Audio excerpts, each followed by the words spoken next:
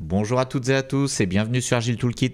Aujourd'hui, nouvelle vidéo sur les rétrospectives, nouveau tuto sur les rétrospectives. Avec une rétro extrêmement classique. Là aussi, on commence cette série de templates de rétro, de formats de rétrospective par les rétros les plus classiques. En l'occurrence, vous le voyez, il s'agit de la rétro Les Trois Petits Cochons.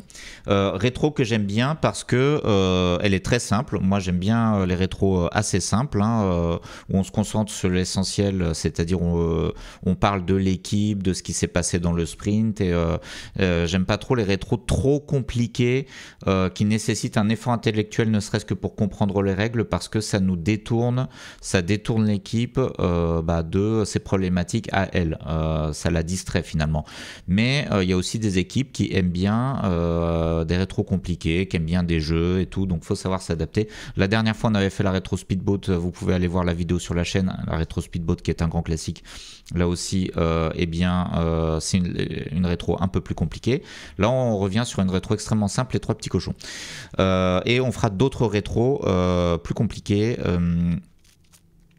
par la suite, et même des rétros originales, voilà, que je vous proposerai. Pour l'instant, on reste sur les classiques. Alors, le bord de la rétro des Trois Petits Cochons va être extrêmement simple. C'est un peu comme la rétro positive-négative. Il y a 3 colonnes pour 3 aspects. Et donc, je ne sais pas si vous connaissez l'histoire des Trois Petits Cochons. En fait, l'histoire des Trois Petits Cochons, c'est qu'il y a un loup qui veut manger les petits cochons. C'est un Walt Disney, je crois, à la base. Je ne sais pas si c'est eux qui ont inventé l'histoire, mais il y a un Walt Disney très connu. D'ailleurs, il y a la vidéo sur YouTube. Donc il y a 3 petits cochons qui vivent leur vie. Alors, je m'en souviens plus, je l'ai vu quand j'étais petit. Et il y a le loup qui doit attaquer les 3 petits cochons. Et donc, il y a un des 3 petits cochons qui fait sa maison en briques, très solide. Un autre qui fait sa maison en paille, pas très solide. Et le 3e qui fait sa maison en bois. Et pendant que celui qui fait la maison en briques travaille dur pour faire sa maison en briques, les 2 autres qui ont fini leur maison plus tôt, eh bien, ils font la fête. Ensuite, le loup arrive. Et il souffle sur la maison la paille s'en va, donc le petit cochon il va se réfugier dans la maison en bois, mais le loup souffle aussi, il a beaucoup de souffle, il souffle sur la maison en bois, et ensuite le loup et donc les petits cochons vont tous se cacher dans la maison en pierre, en briques, et là le loup n'arrive pas à souffler parce que la maison est trop solide. Donc voilà, le loup est vaincu grâce au travail acharné du cochon qui a fait la maison en briques. Donc ça c'est dans le cadre de la rétro, ça va être une allégorie. La maison en paille va représenter les points faibles de l'équipe, les choses trop fragiles. La maison en bois va représenter les choses qui sont bien mais qui pourraient être mieux, donc qui ont quand même des fragilités, donc bien mais peut mieux faire, ce que je dis souvent. Et la maison en briques va représenter les points forts, les points qui sont au top. Donc c'est un peu comme la rétro positive-négative. Sauf que là il y a 3 aspects, c'est un petit peu plus précis, et en plus vous avez l'aspect ludique de l'histoire des 3 petits cochons qui permet de se projeter, de s'imaginer, de visualiser un peu plus ce qui peut arriver si on est trop fragile sur certains points. Et bien ce qui peut arriver, c'est qu'on va être mangé par le loup, bien évidemment. Voilà le template. Et ici, je vous mets comme d'habitude le plan d'animation, mais avant oui, si, je vous mets le plan d'animation. Donc quand vous allez présenter le template, vous pouvez aussi présenter le plan d'animation à l'équipe, mais ça c'est plus pour vous, c'est plus pour l'animateur. Donc comme à chaque fois je mets les iteration goals, alors si vous n'en avez pas vous pouvez sauter cette étape, je n'en parle pas aujourd'hui. Si jamais vous avez défini des iteration goals, des sprint goals au début de votre sprint, eh bien vous pouvez les passer en revue au moment de la rétro, et voilà. Donc ça peut être une introduction à la rétro. Sinon, quelque chose qui est indispensable, moi j'aime bien le faire au début, mais c'est pas obligatoire de le faire au début, vous pouvez le faire à un autre moment, c'est de faire une revue des actions de rétrospective des rétrospectives précédentes. Là j'ai mis de la rétro précédente, ça peut être des rétrospectives précédentes, il peut y en avoir plusieurs, donc comme je vous dis à chaque fois, il faut faire un suivi des actions de rétrospective, donc via un petit tableau comme ça, et par exemple un petit code couleur, donc en vert ce qui a été fait, en rouge ce qui a été abandonné, ce qui n'est pas coloré, ça peut être ce qui est toujours en cours. Vous pouvez inventer un code couleur comme vous voulez. Alors vous n'êtes pas obligé de le faire dans un tableau comme ça, vous pouvez le faire d'autres manières, dans une page Confluence par exemple. Mais voilà, donc ça c'est pas mal à faire au début de chaque rétro, ou éventuellement à la fin à un autre moment, mais au début c'est pas mal je trouve. Et enfin vous pouvez présenter le template de rétro, donc comme je l'ai fait juste avant, et ça peut être un icebreaker de raconter l'histoire des 3 petits cochons, ou vous pouvez demander à quelqu'un de raconter l'histoire des 3 petits cochons, s'il y a un volontaire ça peut être marrant de raconter avec ces mots. Voilà, éventuellement vous pouvez regarder le dessin animé qui dure que 7 minutes, mais si vous avez vraiment le temps ça peut être sympa aussi. Ensuite, chacun va créer ses post-it sur le board. Donc les points faibles, maison en paille, les points bien mais peut mieux faire en maison en bois, et les points où on est très fort, eh bien pour la maison en brique. Et donc là, comme à chaque fois, on laisse un petit temps de réflexion à chaque personne. Alors ça peut être 5 minutes, ça peut être plus, ça peut être moins. On laisse un petit temps de réflexion pour trouver ses idées. Pendant ce temps-là, le Scrum Master ou la Scrum Master va déplacer les post-it pour les grouper un peu s'il y a des idées qui se recoupent. Mais faut pas hésiter, s'il y a plusieurs personnes qui mettent le même post-it qui mettent des post-it sur le même sujet, ça veut dire que c'est un sujet important. Donc faut pas avoir peur de la redondance des post-it, hein. C'est gratuit de créer des post-it, et les post-it papier ne sont pas très chers. Bon, en réalité, si les post-it sont hors de prix maintenant, je ne sais pas pourquoi, c'est l'inflation, mais bon, en tout cas, faut pas hésiter à ce que les gens mettent toutes leurs idées. Eh bien, on les regroupe par sujet, par grand thème, et ensuite on passe à la discussion qui peut prendre tout un tas de formes. Donc moi j'appelle ça aussi le brainstorming. Donc on peut demander s'il y a des volontaires qui veulent parler d'un sujet en particulier. On peut choisir un sujet arbitrairement. Par exemple, si on voit qu'il y a beaucoup de post-it sur tel ou tel sujet, eh bien on va privilégier ce sujet-là parce que ça doit être un sujet important. Ou alors on peut demander au team member qui vient de parler, de choisir le sujet suivant ou la personne suivante qui va parler. On peut aussi utiliser un tirage au sort aléatoire pour choisir la personne qui va parler. Donc ici, vous avez un exemple de tickets qui sont créés. Donc ça, voilà. Donc les points forts, équipe au top, méthode de travail, revue de code efficace, pair programming, doc API insuffisante, donc ça veut dire qu'elle existe mais qu'elle n'est pas suffisante, donc bien mais peut mieux faire. API est plus lisible, donc si elle est plus lisible c'est peut-être bien, mais peut-être qu'on aimerait qu'elle soit encore plus lisible. Si elle est plus lisible, ça veut peut-être dire qu'on part de quelque chose qui n'était pas du tout lisible et maintenant qui est mieux. Et puis, alors là c'est bizarre parce que je me suis trompé, j'ai inversé, j'ai créé un peu trop vite, donc ça c'est des points positifs. Donc normalement tout ça ça doit être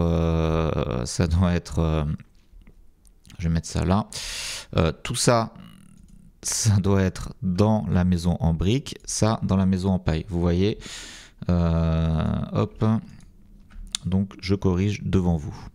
Donc voilà, ça dépasse un petit peu, mais c'est pas grave. Donc donc on commencerait par les sujets, par traiter les sujets négatifs normalement pour y trouver des solutions. Donc pas de test API, pas de test automatisé par exemple. On va peut-être pouvoir écrire des tests dans Postman, essayer de les lancer automatiquement, etc. Si on teste une API, déploiement manuel trop long, automatisé avec du DevOps, doc insuffisante, peut-être qu'on va vouloir écrire plus de doc, etc. Et pour les points positifs en général, là on peut en parler un petit peu, mais il n'y a pas trop de brainstorming, il suffit de s'en réjouir. Mais c'est bien aussi de se réjouir de ce qui marche. Donc voilà, ça c'est le template. Alors une dernière chose, si vous voulez vous aussi animer une rétro le 3 petits cochons et aller le plus vite possible sans avoir à chercher un template, eh bien, je vous mets à disposition, alors là, voilà, je cache l'URL, on m'a dit que l'URL n'était pas visible, donc voilà, je me mets comme ça. Ici, vous avez, tiens, je vais mettre ici peut-être, j'espère que ça ne cachera pas trop d'autres choses. Ici, vous avez mon site web, enfin un site web que j'ai créé, donc où je mets les templates de rétrospective que j'ai générés avec l'IA. Donc vous pouvez y accéder, c'est gratuit, hein, c'est facile. Vous pouvez enregistrer ici. Alors, il faut que je fasse un refresh parce que j'ai mis à jour. Voilà, j'ai espacé un petit peu. Vous pouvez télécharger le template de la rétro les trois petits cochons, je l'enregistre sur mon disque dur et je vous montre comment le mettre dans Klaxoon. Donc ça va être très simple. Donc il faut créer un nouveau board. Donc par exemple rétro les trois petits cochons. Donc hop, je vous montre comment on fait très concrètement. Donc là il est 20h05, donc en moins de 5 minutes on va créer un template. Donc là, j'ai fait juste un glisser-déposer, convertir en image, voilà. Je vais agrandir l'image comme ceci. Donc on va l'agrandir autant que nécessaire pour que la taille des post-it soit conforme. Super ambiance. Je fais un petit test de post-it, voilà. Donc là, on peut agrandir encore un petit peu si on veut. Hop. Une fois qu'on a trouvé la bonne taille, ce qu'on peut faire, c'est qu'on peut bloquer ici avec verrouiller. On peut bloquer alors super ambiance, ça serait un truc positif. On peut bloquer l'image. Qu'est-ce qu'on peut rajouter? On peut rajouter ici des barres verticales si on veut que ça soit plus voilà, plus séparé, plus clair. On peut écrire à côté. Si on veut la petite légende. Donc là, je fais comment? Je fais texte, hop, voilà. Donc hop, je sais pas pourquoi ça n'a pas mis de tiret sur le premier. Hop, et voilà. On peut augmenter la taille du texte. Et là, vous avez un template de rétro prêt à l'emploi. Et il est 20h07. Donc ça a pris 2 minutes de l'instancier. Voilà, avec ce petit site, vous avez des templates à disposition. Alors ils sont pas tous parfaits, on les corrigera. Celui-ci, vous voyez, je l'ai corrigé juste avant, j'ai espacé un petit peu parce que je me suis rendu compte que c'était pas hyper pratique. Parce que les maisons étaient trop resserrées. Par exemple, ce qu'on peut faire aussi, donc fort du template généré par l'IA, on peut rajouter des cochons, parce que c'est vrai qu'il n'y a pas de petits cochons ici. Donc quand je fais, hop, non, ça ne marche pas, le copier-coller. Est-ce que je peux faire enregistrer l'image sous? Voilà, sans titre, c'est pas grave. Donc là, je rajoute un petit cochon ici. Alors ce petit cochon, je l'ai pris sur le site flaticone.com que vous pouvez utiliser, donc gratuit pour un usage non commercial. Donc vous pouvez rajouter des petits cochons. Voilà, comme ça. Donc pour rendre la rétro un petit peu plus sympa. Vous pouvez égayer vos rétros avec tout un tas de choses comme ça autour du thème qui vous intéresse. Bien voilà, je pense que j'ai tout dit. Donc vous avez d'autres templates. Celui-ci il est très beau, il est sympa. Après peut-être qu'il faudrait retravailler ces zones. Vous avez des carrés déjà exprès pour poster les idées, mais c'est peut-être pas idéal. Donc voilà, il faudrait peut-être le modifier. Je vous montrerai comment modifier ce genre de template de rétro peut-être dans une autre vidéo pour l'adapter, parce que l'IA ne fait jamais de choses parfaites du premier coup.